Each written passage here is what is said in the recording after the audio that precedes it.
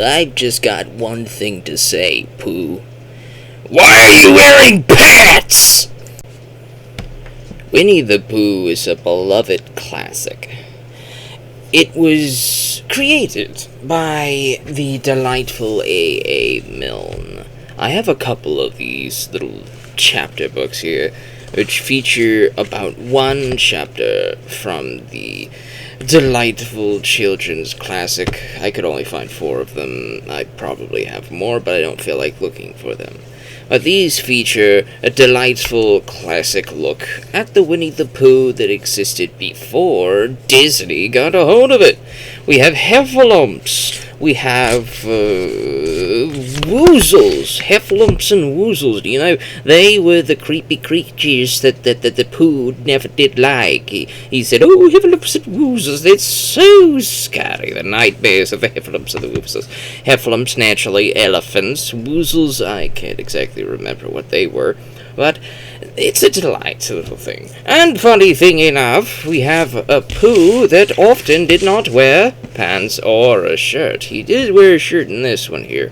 There's quite a few of these little delightful little chapters. And the reason why Winnie the Pooh became a slasher is because some of these childhood classics have finally reached the public domain. And the public domain basically entails anybody, you, me, or Rice Frake Waterfield can make a Winnie the Pooh story. And Rice Frake Waterfield decided to make a Winnie the Pooh story. The day that Winnie the Pooh became public domain, he went right in and started making this story because he was sitting on it for quite some time. The writers of Rice Frake Waterfield knew that Winnie the Pooh was coming into public domain, but not all of it. As we go with these stories, we go in the order in which that they were released. Now that's why Tigger's not in this, because Tigger came in a future book. He's still copyright protected as of the time of this film's making, so they couldn't use that character. But Pooh, our little silly old bear here, and Eeyore, our little thanks for noticing character, Piglets. Is there anybody else on these covers here? Heffalumps and Woozles, yes, Christopher Robin. Let's see, somebody who nearly catches a woozle. Here we go. The very classic story, you remember this classic story of Pooh getting, here's rabbits, these little delightful little drawings here by the amazing Ernest Shepard, creator of your childhood. Pooh gets stuck in the hole. That is from the book. Yes!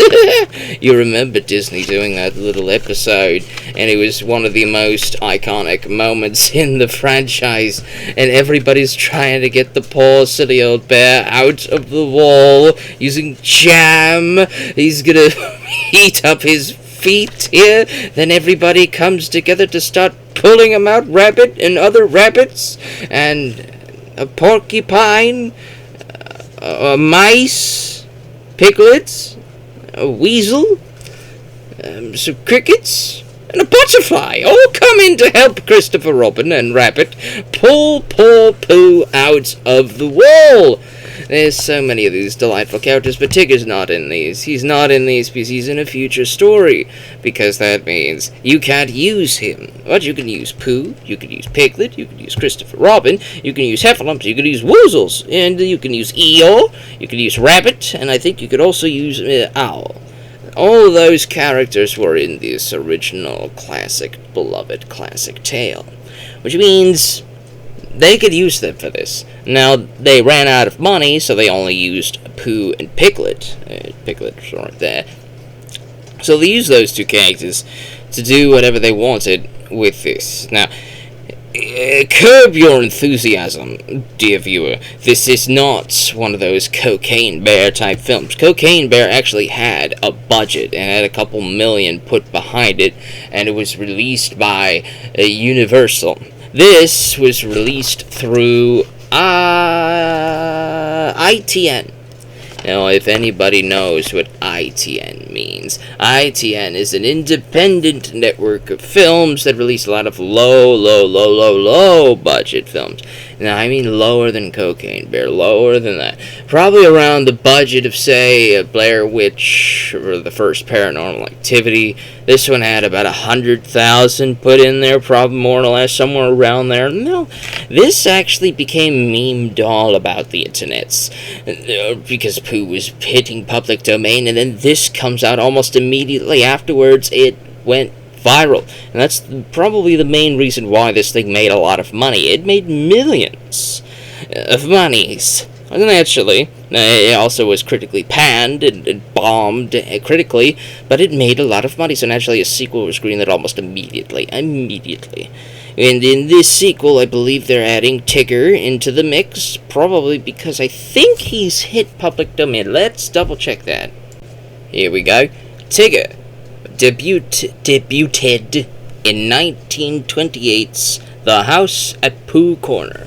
I don't have that one here. As you can tell, Eeyore has a birthday, though. This is a delightful little one here. You're definitely gonna want to read this one. Poor Eeyore needs love, and he has a birthday in this one, so we better notice our little friend here and take a look at this one here, because he needs all the help he can get. Eeyore was like one of my favorite characters, and look at this poor little guy. He's just sitting there alone. He's an old gray donkey. That's what it is. Looking at his tail, saying pathetic. No better from that, blah blah. Nobody cares. Pathetic. That's what it is. Then Pooh goes like, "Hey, you're not so pathetic. Let's have a party for you." And everybody goes in. Pooh gets his honey and says, "I want to share." Nope, I better eat it. And then Owl comes in and he has some good advice, terrible advice. And everybody gets into all sorts of hijinks, and nobody knows how to write, so they say hippy pappy Bethesda.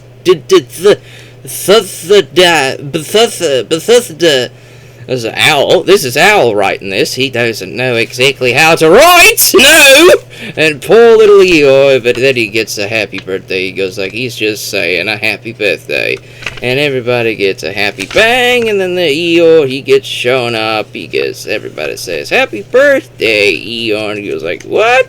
Me? You're happy birthdaying me?" And he gets to have some of Pooh's honey. And he's very happy at the end. That was a lovely tale, wasn't it? These are delightful little public domain happy stories. But Tigger's not in this. Tigger debuts in The House at Pooh Corner, which was released in 1928. And in 1928 is a long time ago, but this was released even longer ago. And it won't be public domain until 2024. Guess when? Pooh 2 is coming out 2024. Which means by the time the film gets shot and filmed and trailer throws out there, Tigger's probably going to be in there because he's going to be public domain next year, which means he's going to be in the sequel more than likely. We may see Rabbit in the sequel, we may see Owl. Don't get your hopes up, probably Pooh and Tigger and maybe Piglet. This is probably the only ones they'll be able to afford because, low budget studio. They're getting a bigger budget though, so they said that they're going to get a bigger budget, so instead of 100,000 they might get 200,000, which means they might be able to afford a third little dollar store outfit for Tigger, and maybe even a fourth dollar store outfit for Rabbit. We can only hope.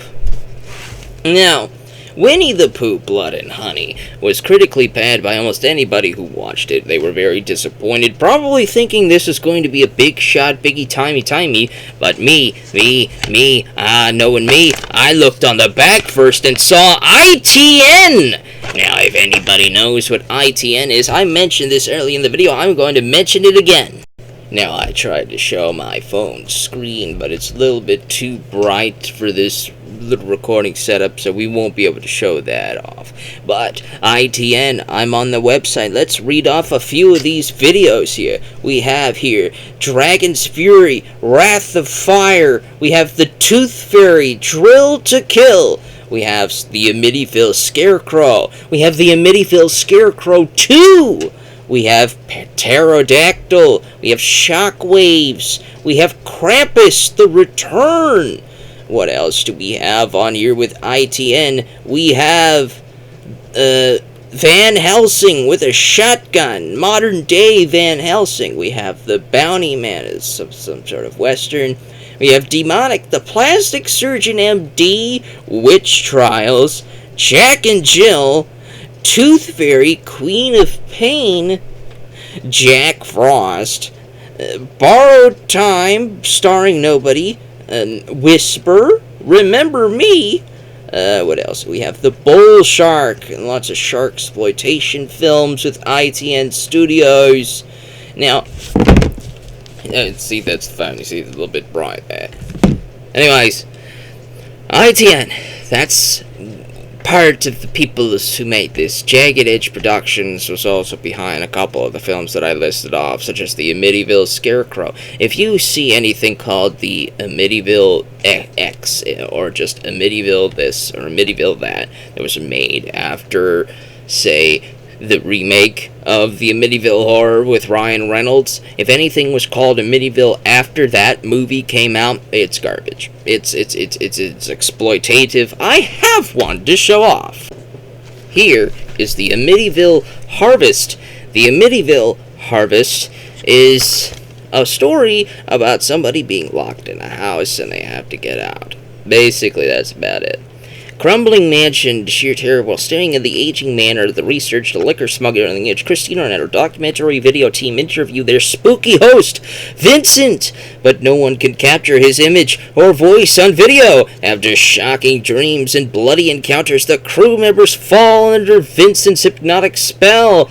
Can Christina and her sister stave off Vincent's dark magic and survive Amityville's deadly harvest? I watched this film and I can't remember a thing about it. All I could say is that it's exploitative. There's nothing Amityville about the Amityville harvest. There's nothing Amityville about the Amityville Scarecrow. There's nothing Amityville about the Amityville Scarecrow 2. There's nothing Amityville about the Amityville anything. The Amityville Shark, the Amityville Siren, the Amityville nothing. There's only the Amityville Horror and the remake, the Amityville Horror, the House of the Amityville, whatever. Yeah, there's only those two. Everything else is just using the Amityville name to get you. It's a gotcha. And let's see. Let me look at the corner here. This is Lionsgate, surprisingly. Lionsgate does release a lot of cheap stuff as well. And let me see if I have another ITN cover here. I didn't feel like searching for way too long, so I decided to get the closest one that I had, and this is Death Day. I haven't actually seen Death Day yet, and I actually plan to review Death Day within the coming weeks. But this is also another ITN release, and this isn't the Death Day that you're thinking of. The Death Day that you're thinking of is Happy Death Day. This is just Death Day with a very similar premise. It is much like a knockoff made for a fraction of the budget to act as a gotcha. You know how they made the Conjuring Nun movie? Well, they made a bunch of Wild Eye Releasing, made a bunch of knockoffs of the Conjuring films. They made a knockoff of the Ouija film. They made a knockoff of all sorts of horror films to trick you, to get you into picking it up, thinking, oh, they made another one of these. And it's usually a grandma who's at the Walmart. Grandma goes, oh, this is what my grandson likes. And then she picks it up and then puts it and wraps it up for their birthday and goes, here you go, grandson. And the grandson opens it up and it's like, and they look at the back and they go, this isn't the Death Day I wanted. This is the type of film that's like that. And that's why they get a lot of hard copy releases. And I honestly do like a few of these. I have a dollar bin playlist on this channel dedicated to these types of movies. This was going to go on the dollar bin reviews playlist. This is going to probably go on the Dollar-Bins playlist. This is a little bit too long of a video to deserve the Dollar-Bin. I might just put it in the regular films playlist. But Winnie the Pooh, Blood and Honey, made by ITN, I had absolutely no expectations whatsoever. Although this release is not an ITN disc production DVD. This is a Shout Factory DVD. Shout is a Scream and Shout. Scream and Shout. Right there, Scream and Shout Factories are a delightful little group of releasing peoples that take a lot of films that otherwise would not get releases, and they release them on hard copies for people like me to talk about on a video after having watched it. Winnie the Pooh, Blood and Honey opens with dollar store outfits with Pooh and Piglet on the cover, right? And we have a cold open of an animated drawing type segment with the narrator. Everybody's British talking in the video. Everybody in the movie is, because the actual production, sub-production, ITN Studios and Jagged Edge Productions, right here, Jagged Edge Productions, they are based in the UK. They do a lot of independent filmmaking with the UKness. And Mr. Royce Frake Waterfield is going to be making a lot more of your childhood classics into horror. He's going to do a Peter Pan one. There's going to be a Cinderella one, I think. And I can't exactly remember all any of the Bambi. There's going to be a Bambi killer, one of the Killer Deer movies. There's going to be a movie about a killer deer. Bambi is going to be a killer monster. The premise is absolutely insane. It is, and I love it. I love this type of garbage. So I'd watched this, and I was expecting low-budget garbage, so I got what I expected. Honestly, look at this face. Look at this little dopey face. This isn't the face of an expensive production. No! We got little Shrek ears. We got a dopey little grin here. We got sunken black eyes. And we have the screen always in dark shades and shadows, so that we can never actually see how cheap these costumes are. We use the darkness to conceal the lack of budget, which is what a lot of films do. Not just nowadays, but they did it way back in the day, even way back in the classic filmmaking years. If they couldn't actually make a prop look cool, they just kept it in the shadows so that you couldn't actually see it, and you used your imagination to imagine it's actually pretty cool. We have Christopher Robin in the narration. There's a little child finding, and this is where they deviate from the original books immediately, is that he finds crossbreeds, which means Pooh and Piglet here are crossbreeds, human-animal hybrid creatures that were just dumped in the 100-acre wood wilds to do whatever. They were left there to rot. And Christopher Robin came out here and found these creatures and befriended them. He taught them how to talk. He had all sorts of adventures with them from his childhood into his teenagehood. But then when it was time for Christopher Robin to go to college, he had to leave his friends behind. And when he left his friends behind, because Pooh and Piglet and even the smarty face owl and rabbit and poor Eeyore, nobody knew how to hunt, nobody knew how to get food, and they knew how to use power tools. They're holding an axe here. They know how to do all of that, of course, but never you mind that. They didn't know how to do anything, so they started to starve, because Christopher Robin would feed them. So they were starting to starve. And then they looked at poor old Eeyore, and Rice Frake Waterfield realized he didn't actually have the budget to show Eeyore. So he said, "Hey, we need to eat Eeyore. We need to eat him. We need to eat him.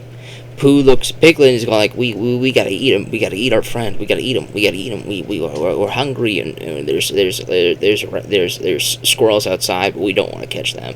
We're gonna eat Eeyore. We gotta eat him. He's skin and bones. He's nothing but bones. He's just as skinny as us. We can see his rib cage. We can see more of his bones than we can see of our bones and our rib cages. We're all skinny as messed up, and we can just get more meat off a rat than we could off of Eeyore. But we gotta eat Eeyore because Rice, Freak, Waterfield can't afford to make a suit for Eeyore. We gotta eat him. So they ate him. They ate Eeyore. And they felt terrible about it, as they should. Eeyore was their friend. Eeyore was a delightful little creature. He had a birthday. Eeyore had a birthday, and everybody had fun and enjoyed it. But they ate him. They ate him. So Rabbit and Owl were so traumatized by this that they left the story entirely. Now, a time skip later, 5 years later, Christopher Robin is engaged to his lovely fiancée, and he's told her all about his adventures in the 100-acre wood, of his childhood and his teenagehood years, of how he went into this forest to play with these animal-human hybrids, and befriended them instead of actual people. And his fiancée was like, I can't tell you what she was thinking, but she came out here to humor him, to say, all right, I'm coming out here to support you and get you to realize that they don't exist, because this is all a bunch of crazy hooey from what you're telling me. But they come out here, Christopher Robin's looking for his friends, and throughout the 100-acre wood, which is really more like a trailer park. So they go into the trailer park because there's a bunch of trailers, aluminum trailers strewn about the 100-acre wood. How did they get there? Nobody knows. Don't think about it. Pooh's house made of tree, Pooh's tree house thing, the hill house, the hobbit holes, and Rabbit's house, and Kanga's house, and we can't use Kanga, she comes in a future book as well, but Rabbit's house, none of those things are here. No, they didn't have the budget for that. They had the budget for a couple aluminum trailers, so they put them out there, and they let the grass grow to make it look more 100-acre woody, I guess. They threw a bunch of trash all over the place, and Christopher Robin and his fiancée are looking around. He's going, this isn't like I remember. And he goes inside one of the buildings, and then they start to hear thumping. They hear thumping, so they hide under the bed or something. And Pooh walks in, and Christopher Robin's like, ugh! And then Piglet's walking in, and Piglet goes to grab Christopher Robin's fiancée and starts to hug her neck really hard, and then the fiancé is so happy to be hugged by the neck so hard that her spirit jumps out of her body, and her neck it just lays there limp.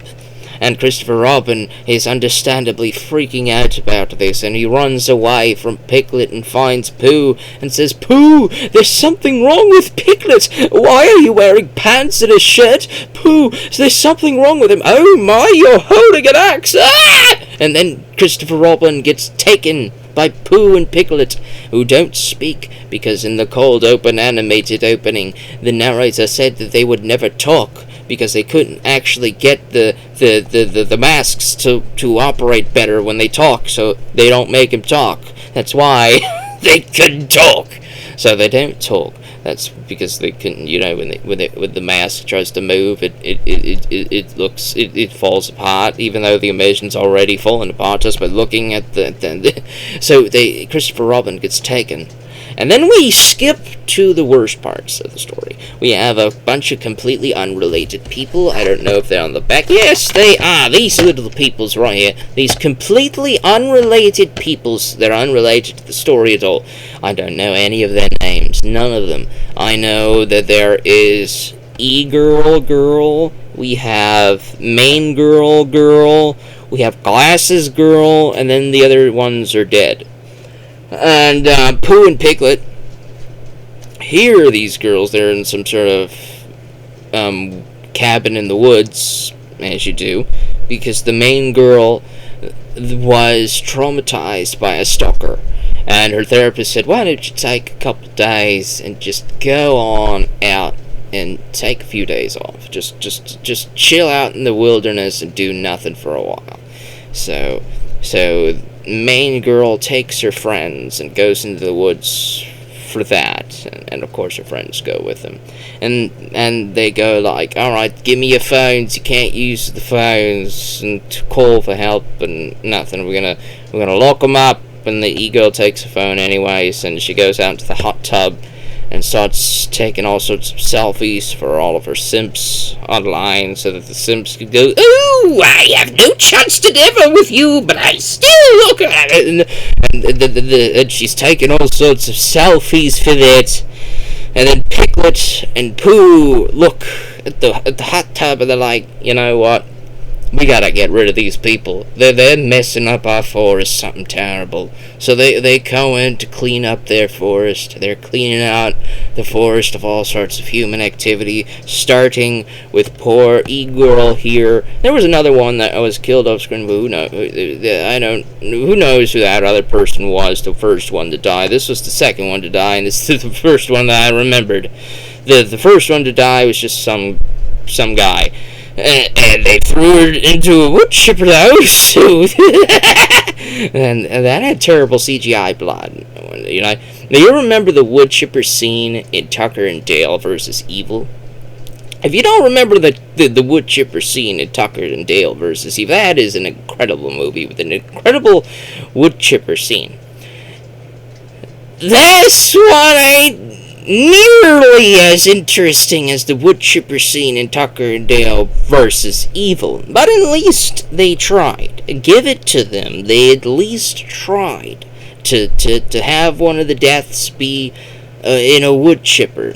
Because, of course, Pooh and Piglet, in transforming from cute and cuddly, childhood-friendly little creatures here into lumberjacks. In transforming into lumberjacks, they had to learn how to use power tools. It's part of it's the rules. If you're gonna wear a plaid jacket, overalls like this, you have to learn how to use an axe and power tools. It's just the law. You cannot wear this clothing without knowing how to use power tools.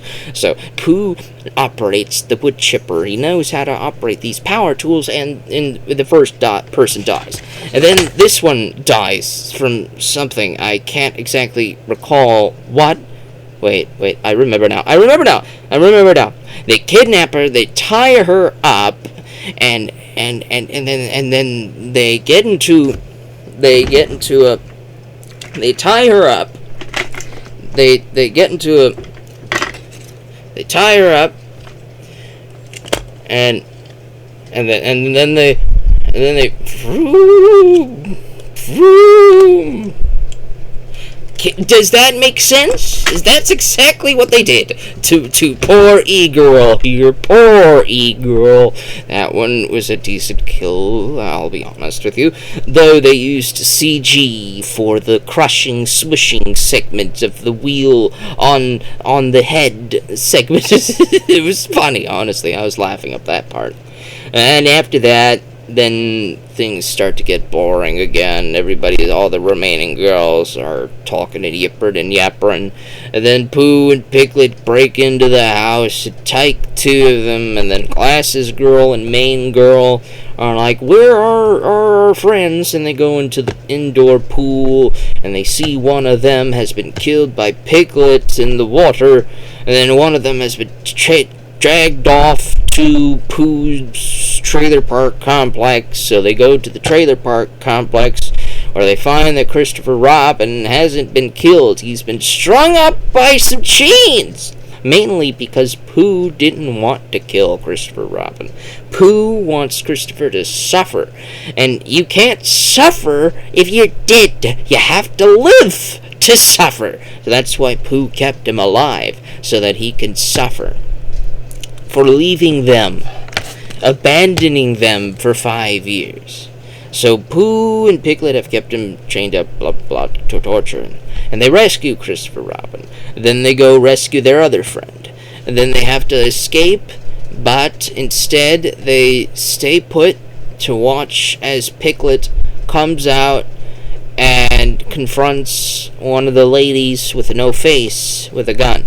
Now, she's brandishing this gun, waving it about. She didn't exactly check to see how many bullets. Of course you don't. You're pretty traumatized as you were right now. So they don't really check to see, and you can't really check to see what kind of gun. But I thought I saw a hammer action. I'm not a gun person. I don't know this stuff.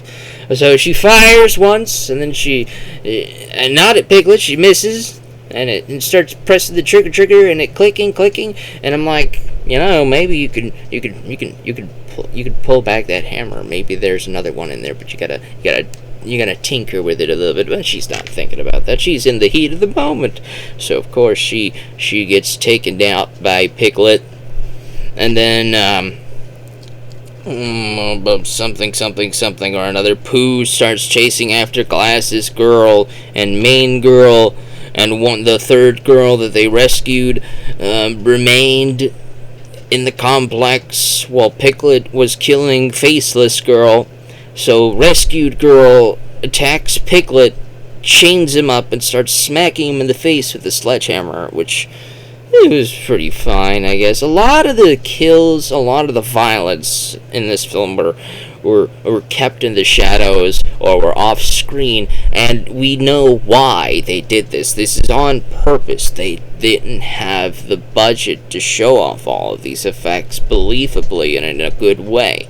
The makers of this film probably realized what little CG they used would be critically garbled and smushed beneath the critically canned feats of the people who watched, and they go like, well, we can't really afford to have Tom Savini or Savini clone come in to make Pooh's kills look so cool, so Romero-esque with the blood and the guts and the gores and the gooiness. We can't really afford such a thing, so we have to keep it off screen. So they keep it off. That's why all of it's off screen. They just didn't have the budget. They couldn't afford to get the guy who did Terrifier's goriness. Of course, they couldn't get him. I wish they could, Could you imagine a Blood and Honey Winnie the Pooh with the special effects guy from the Terrifier movies? Could you imagine what type of carnage they would do in this? It would probably double its box office revenue and have been critically praised instead of critically destroyed. But it still made $5 billion. $5 billion is a lot compared to 100,000. It made 50 times its budget. 50 times its budget. That's crazy to think about, honestly. It really is. Anyways, the Glasses Girl and Main Girl are being chased by Pooh. Pooh hears Piglet's cries for help. Pooh turns to go rescue Piglet, and instead of continuing to escape, continuing to flee, Glasses Girl and Main Girl have to go check on their friend. So they return to the trailer park to find their friend, who has been killed by Pooh, impaled onto the wall with a machete through the mouth. And that kill was honestly really good. It reminded me of, I think it was one of the kills in the first Halloween. That type of, it was pretty good. It was a really good effect right there. It was pretty decent. I liked that scene. That kill was good. And then Glasses Girl and Main Girl are freaking out. So they continue to run away from Pooh, because they alerted Pooh. Instead of trying to sneak away, they alerted Pooh, so Pooh's chasing them. They get onto the main road, and they encounter a car full of some British rednecks. The British rednecks are going like, "What's all this then?" Or speaking in whatever, and so they're freaking out about that. And Glasses Girl and Main Girl are going like, "There's a guy getting after us. We got to get out of here." And so the British rednecks turn to see Pooh, and they go like, "Oi, you messing with them ladies, eh?" And I don't know, suddenly they're Australian now.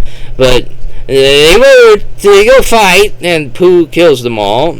And then Glasses Girl and Main Girl get into the truck that the British rednecks were driving. They get it to start, and they run Pooh over. Pooh survives. Main Girl slams on the brakes to get Pooh to fly off of the car, but nobody was wearing their seatbelts, so their heads slam under the front of the car, and Main Girl gets disoriented. During her disorience, Glasses Girl gets killed by Pooh, and Main Girl is about to be killed by Pooh. Then Christopher Robin shows up for the save. He's in a truck of his own. He runs into Pooh, slams him in between. He's standing right here. This is Glasses Girl's car. This is Christopher Robin coming to slam him into the car. He's crushed in between the two cars now, and he's stuck.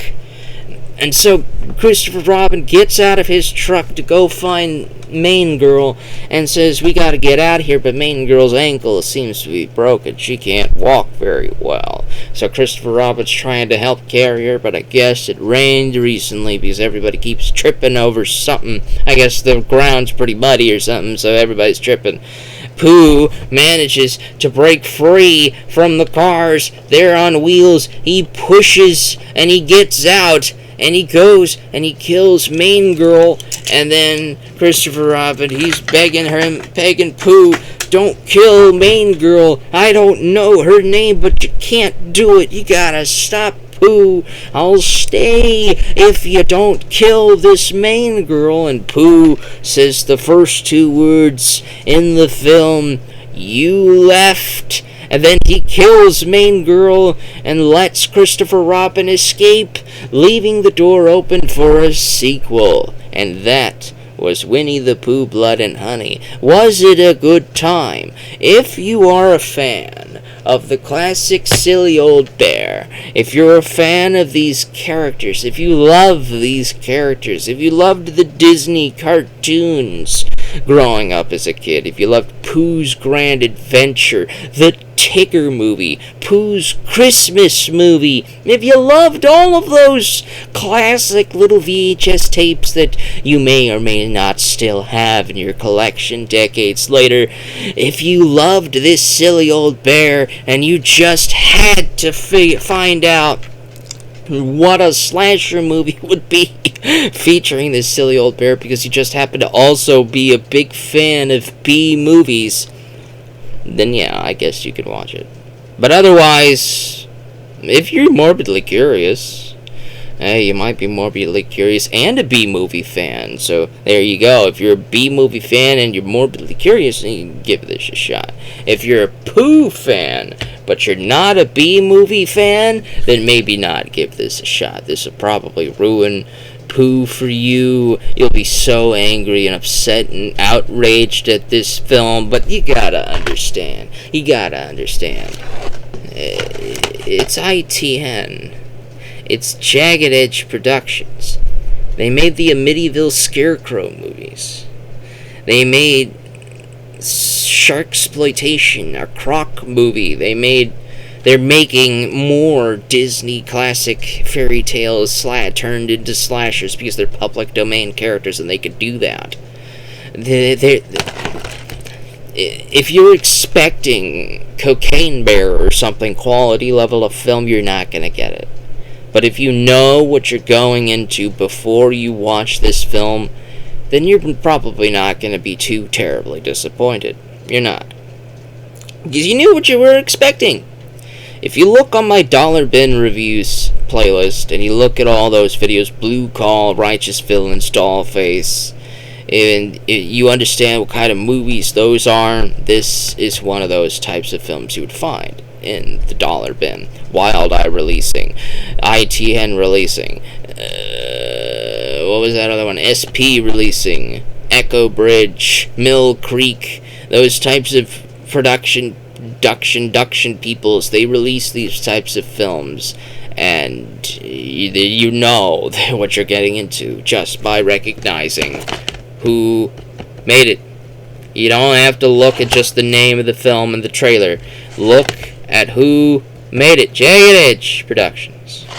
The people behind such beloved classics such as Bull Shark, Jack Frost, we have Van Helsing with the shotgun, we got the Tooth Fairy, the medieval, the Pterodactyl, we got Krampus the Return. If you're expecting anything higher than that type of schlock, you're not going to get it. But if you're expecting that type of schlock, Krampus the Return, then you're probably going to get something around that level of quality. And it's fine to me. I watched it, and I could probably watch it again. And I could probably watch it a third time. I probably wouldn't pay as close attention as I did the first time. I'd probably pay attention to other things, look at the phone, look at the screen, computer screen, do something else while it's going on in the background or something. But this isn't something that I would give 100% attention to again. But I could watch it again. I could. And maybe you could too, if you're curious enough and you like B-movies. And if you happen to be a Winnie the Pooh fan as well. Say happy birthday to Eeyore!